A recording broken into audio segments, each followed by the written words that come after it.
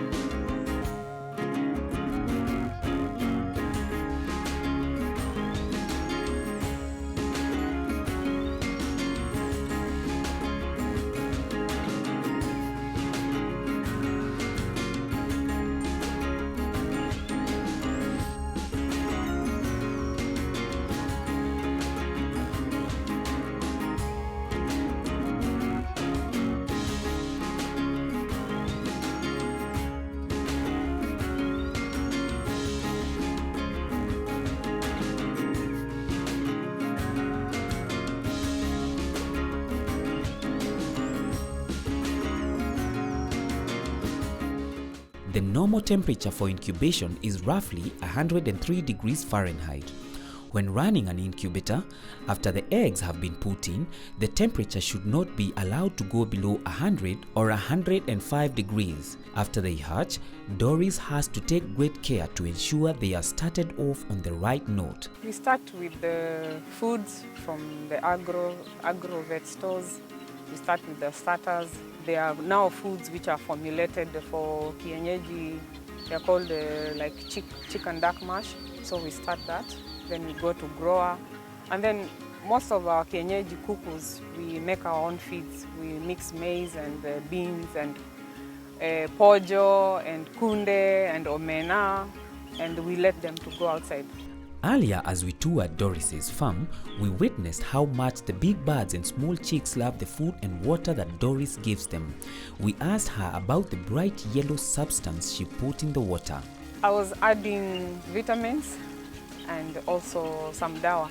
Some of the cuckoos are not well, so I keep on, whenever you're giving medicine, you must add some vitamin so that they are able to take in the medicine.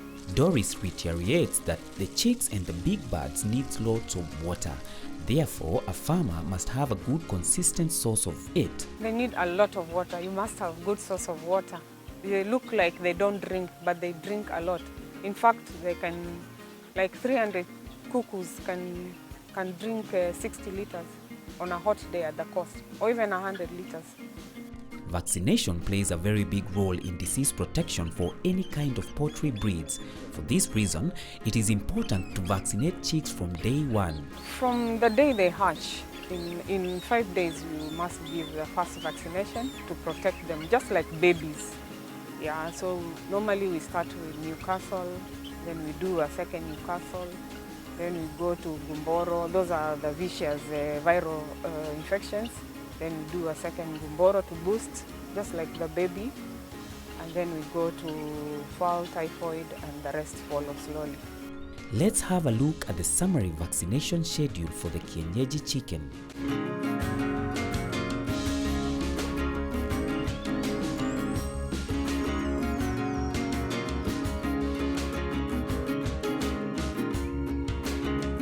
Doris insists that this schedule must be given priority in the poultry farm. Diseases are fatal because they are very expensive to treat, and also losing 500 birds at a go is really serious. And these are diseases which are viral. They spread even from very far. Even through me going to meet somebody who is coming from an area where it is there, I can bring them to my birds. So it's like having a baby, giving birth and not protecting your baby against measles. Yeah, and they'll catch measles and die. Yeah, so that is why you must vaccinate, especially the first 1 month. A healthy chick is a blessing for a poultry farmer. However, there is a wide variety of illnesses that can infect young chicks. Doris has experienced this on her farm and shares with us the harrowing story. There's a lot of diseases, those viral ones I have got a bit, and I also got the other bacterial ones. Those ones, and also the other diseases, I think they are protozoa diseases, which are basically they come from the environment and hygiene. If maybe I'm not careful with the pen and it gets damp, so a lot of bad things come out from there and you find the chicken have diarrhea. So yeah, I've experienced such, and you have to keep on buying the medicines if you're not careful. So the best thing is to be very careful. The pens should always be dry. The soda should be changed at the correct time. And the water containers and food have to be cleaned every day.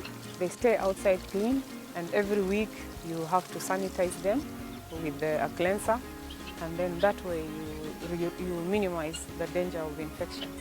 Yeah.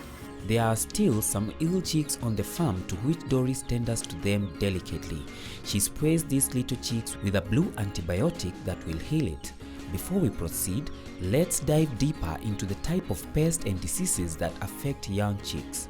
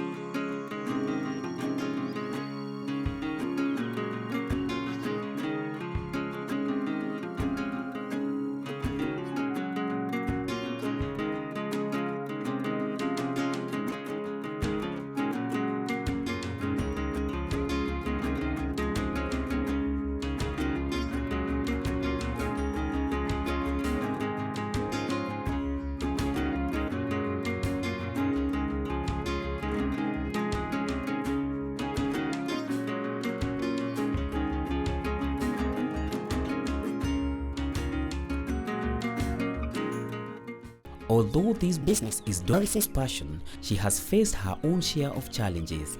An environment which is not really actively farming, so the word is not spreading as fast as I want, because so many people here, I must think, they are not able to go to Mtandao and look up things as opposed to maybe other places for some reason or the other.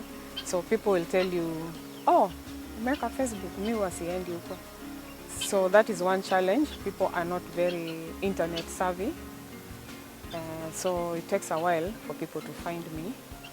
And the other challenge is also availability of money to do projects. Yeah, a lot of farmers are still struggling so much. They want to buy kuku, but I've noticed they are not able to do what they want to do because their pockets are very small. So my chicken farming will have to progress slowly as they grow, yeah, to buy. The other challenges, okay, I don't have many challenges as diseases as long as I'm keeping my place clean, yes. She has also seen numerous benefits which makes the hills and valleys worth it. Benefits are many. I'm happy taking care of kuku because I am passionate and I'm getting to know so many people, farmers, and I like to help them. They call me every day. I take them through from the day they take the chicks. They call me every other week. Some call even 3 times a day. They tell me my kuku is looking like this, what shall I do? So I find that so fulfilling when you're helping somebody else get somewhere. Yeah, I give them the vaccination charts. I go and see them where they are keeping their kuku. I show them how to sterilize the place. I tell them what to buy. Like I'm a doctor, they tell me what shall I buy. I tell them, they buy. So we have a good relationship. It's kind of warm. Yeah, it's like you are part of the society. You are living it. Yeah, it's not just biashara for money. You're interacting with farmers who are coming up because of you.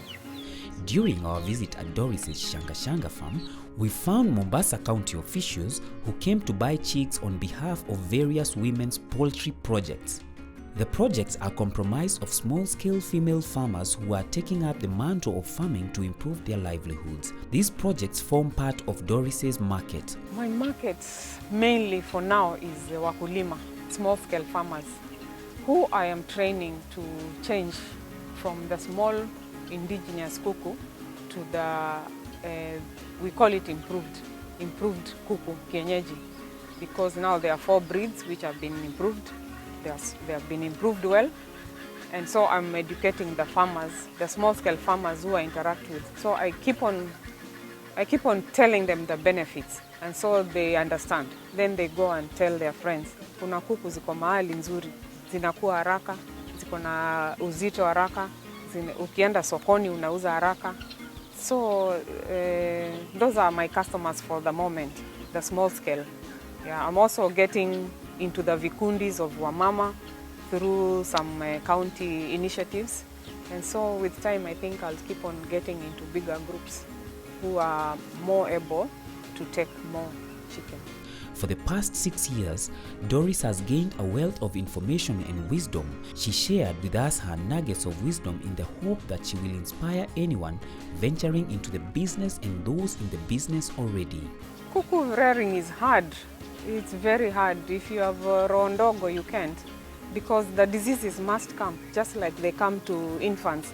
Well, in some years back, the infant mortality rate was very high. We were losing babies in all the maternity homes until health improviwa. The government put a lot of funds, and we see the president's wife is working, mama is working hard on that. So we are losing very few babies. So that did not stop mothers from having children. So now the chicken, if you are looking at mortality, and then you'll be discouraged. You must look at the benefits. Yeah, you must look at the benefits, and you must learn how to take care of kuku. If you do not learn, you will lose. First, start with education.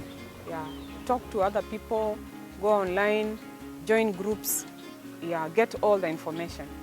Yeah, how to take care of a kuku, just like how to take care of a baby. Vaccinations are there. The medics are insisting on this polio, you must do it. If you don't do it, you lose kuku. I have an email address. You can write to me, shangashanga@gmail.com.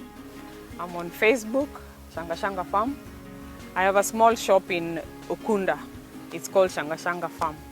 It is right opposite Msikiti Nuru. Anybody can find me there. Yes.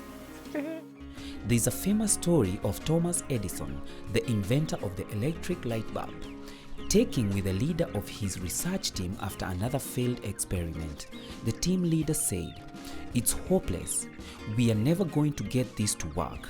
We may as well admit that we have failed." To which Edison replied, "Nonsense.